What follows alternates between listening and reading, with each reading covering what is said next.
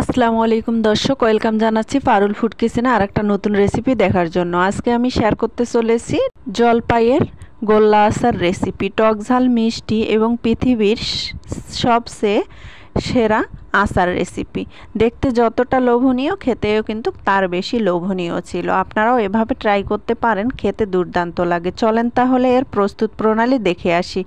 আমি এখানে জলপাই নিয়েছি, জলপাইগুলোকে সুন্দরভাবে পরিষ্কার করে নিয়েছি। এখন গরম পানি বসিয়ে দিয়েছি একটা পাত্রে। সেখানে আমি 1 চামচের মতো হলুদের গুঁড়া দিয়ে একটু নেড়ে চেড়ে নিচ্ছি। তারপর যে জলপাইগুলো পরিষ্কার করে রেখেছিলাম সেগুলো এখানে অ্যাড করে দিব। আমি সুন্দর একটা কালারের জন্য এখানে হলুদ অ্যাড করে দিয়েছি। হলুদটা অ্যাড করে দিলে সুন্দর একটা কালার আসে, চেষ্টা করবেন একটু হলুদ অ্যাড করার জন্য। আমি এখন ঢাকনা দিয়ে এটাকে সিদ্ধ করে নেব। সুন্দরভাবে সিদ্ধ করে নেওয়ার চেষ্টা করবেন। এ পর্যায়ে একটু ভালোভাবে সিদ্ধ করে নেওয়ার চেষ্টা করবেন। আমি ঢাকনা দিয়ে 15 মিনিটের মতো কুক করে নিব, তাহলে কিন্তু জলপাইগুলো সুন্দরভাবে সিদ্ধ হয়ে যাবে। ওপাশে জলপাই সিদ্ধ করতে দিয়েছি, আমি এখন অন্য চুলায় এসেছি। এখন আমি এখানে জলপাইয়ের যে মশলাটা সেটা তৈরি করে নিব। এখানে আমি দিয়েছি 4টা শুকনা মরিচ, আর দিয়েছি 1 চামচ মৌরি, 1 চামচ দিয়েছি গোটা জিরে, 1 চামচ দিয়েছি গোটা ধনিয়া, আর দিয়েছি 1 চামচ পাঁচফোড়ন। এখন ভালোভাবে আমি এগুলোকে ভেজে নিচ্ছি। ভেজে নিয়ে আমি এগুলোকে গুঁড়া করে নিব শিলপাটায়। মশলাটা কিন্তু আমি আধা ভাঙ্গা করে রাখবো, কারণ আচারের মশলা একটু আধা ভাঙ্গা রাখা দরকার। তাই আপনারা চেষ্টা করবেন মশলার আচারটা একটু আধা ভাঙ্গা করে নিতে। আমি দেখেন 15 মিনিট কুক করে নিয়েছি, সুন্দরভাবে ফেটে ফেটে এসেছে আমার, কিন্তু জলপাইগুলো সুন্দরভাবে সিদ্ধ হয়ে এসেছে। এখন আমি এর পানিটা ছাঁকনিতে ছেঁকে নেব। ছেঁকে নেওয়ার পর এগুলোকে আমি ভালোভাবে ম্যাশ করে নিব। হাতের সাহায্যেও ম্যাশ করতে পারেন। এ পর্যায়ে কিন্তু একটু গরম আছে যেহেতু, এজন্য আমি হাতার সাহায্যে একটু নেড়ে চেড়ে নিচ্ছি। হাতার সাহায্যে এভাবে নেড়ে চেড়ে আমি বেটে নিচ্ছি। আপনারা যে কোনো জিনিস দিয়ে নিতে পারেন, ডাইল ঘুটনি দিয়েও। এখানে চামচের সাহায্যে আমার ভালোভাবে ম্যাশ করে নেওয়া হচ্ছে না, এজন্য আমি এখানে বাটনা দিয়ে ম্যাশ করে নিব। আপনারা চাইলে এখানে ডাল ঘুটনি বা অন্য কোনো জিনিস দিয়েও এটাকে ম্যাশ করে নিতে পারেন, বা হাত দিয়েও ভালোভাবে ম্যাশ করে নিতে পারেন। আমি এভাবে সবগুলোকে ম্যাশ করে নিব। সুন্দর করে ম্যাশ করে নেওয়ার চেষ্টা করবেন, তাহলে আচারটা খেতে বেশি ভালো লাগবে। এভাবে আমি সবগুলো জলপাই ম্যাশ করে নিয়েছি, দেখতেই পাচ্ছেন কত সুন্দরভাবে ম্যাশ করে নিয়েছি। এখন আমি অন্য প্রসেসে চলে যাব। আমি অন্য পাত্র বসিয়ে দিলাম। এখন আমি এখানে হাফ কাপের মতো সরিষার তেল অ্যাড করে নিলাম। আপনারা চাইলে কিন্তু এ পর্যায়ে এসে সরিষার তেল অ্যাড করার কোনো প্রয়োজন নেই, আপনারা শুধু আচারটা এমনিতেই বানিয়ে নিতে পারেন। আমি এখানে থেতো করে দিয়েছি রসুন, তারপরে একটু নেড়ে চেড়ে নিচ্ছি সুন্দর একটা কালারের জন্য। আমি এখানে হালকা বাদামি করে ভেজে নিব রসুনটাকে। তার আগে এখানে শুকনো মরিচ অ্যাড করে দিব।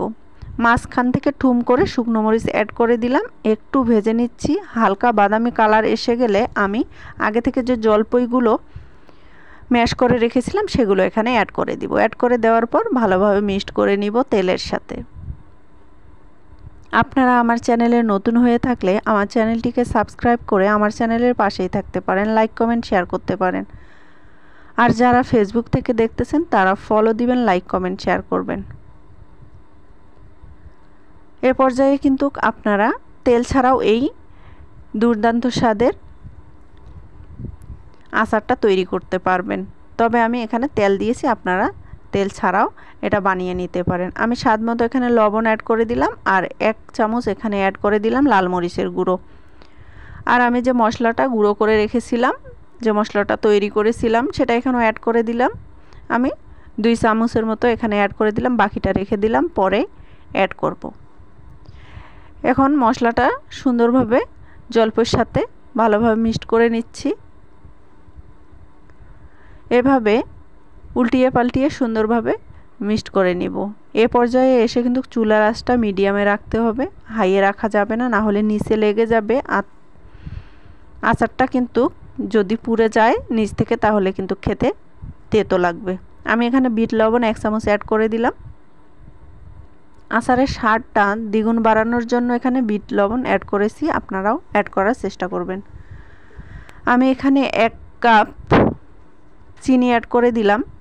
আমি কিন্তু কপ ক্যামেরায় আরও হাফ কাপ চিনি অ্যাড করে দিয়েছি। মিষ্টিটা আপনারা যেরকম খেতে পছন্দ করেন সেরকম অ্যাড করে নেবেন। আমি আমার মিষ্টি যেরকম খেতে পছন্দ করি সেরকম অ্যাড করে নিলাম। এ পর্যায়ে চিনি দেওয়ার কারণে কিন্তু একটু পানি ছেড়ে ছেড়ে আসবে, কোনো সমস্যা নেই। এভাবে অনবরত নেড়ে ছেড়ে এইটাকে শুকিয়ে নিলে কিন্তু পানিটা শুকিয়ে যাবে। দেখেন আমি অনবরত এভাবে নেড়ে ছেড়ে পানিটা শুকিয়ে নিয়েছি। পানিটা কিন্তু শুকিয়ে এসেছে, আবারও এভাবে নেড়ে ছেড়ে নিচ্ছি।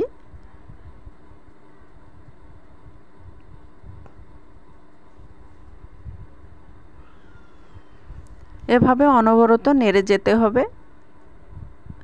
এই আচারটা একটু সময় নিয়ে তৈরি করতে হয়, খেতে কিন্তু দুর্দান্ত হয়, আপনারা ট্রাই করতে পারেন। এভাবে অনবরত নেড়ে নেড়ে যদি আচারটা তৈরি করা যায় তাহলে কিন্তু খেতে অসাধারণ হয়ে থাকে। দেখেন পানিটা কিন্তু শুকিয়ে এসেছে। এখন সুন্দর একটা কালারের জন্য আমি আরও বেশ কিছুক্ষণ এভাবে ভেজে ভেজে নিচ্ছি। বাকি যে মশলাটা আছে সে মশলাটা এখানে অ্যাড করে নিচ্ছি। নিয়ে আরও বেশ কিছুক্ষণ অনবরত নেড়ে ছেড়ে আমি সুন্দর একটা কালার নিয়ে আসব। দেখেন সুন্দর একটা কালার এসে গেছে। আমার কিন্তু আচারটা তৈরি হয়ে গেছে। দেখেন মাশাআল্লাহ সুন্দর একটা কালার আসছে। এখন আমি যেহেতু আজকে জলপাইয়ের গোল্লা আচার তৈরি করব, গোল্লার শেপ দিয়ে নিচ্ছি। দেখেন এভাবে গোল গোল করে সবগুলো গোল্লা আচার তৈরি করে নিব। মাঝে আমি দেখেন একটা বিচি দিয়েছি। মাঝে যদি একটা বিচি রাখেন তাহলে কিন্তু কামড়ের সাথে এই বিচিটা খেতে দারুণ লাগে।